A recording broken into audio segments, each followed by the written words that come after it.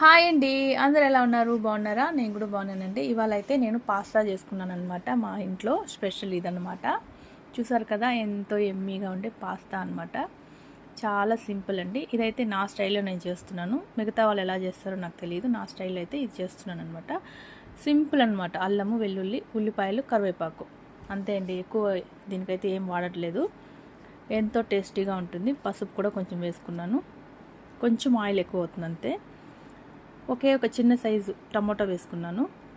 చూసారు కదా, ఎంత ఈజీగా, చాలా టైం కూడా కలిసి వస్తుంది మనకు. ఫాస్ట్ కూడా అయిపోయింది. చూసారు కదా, కొంచెం కారం ఎక్కువ అనమాట. మేము కారం ఎక్కువ తింటాం కాబట్టి కొంచెం కారం ఎక్కువ యాడ్ చేసుకున్నాను. ఇది కొంచెం గరం మసాలా అండి, ధనియాల పొడి, గరం మసాలా వేసుకున్నాను. పాస్తా అయితే సూపర్గా వచ్చింది. టేస్ట్ అయితే వేరే లెవెల్. ఓకే అండి, మీరు కూడా ఇలా ట్రై చేసి చూడండి, చాలా బాగుంటుంది. వావ్ కదా.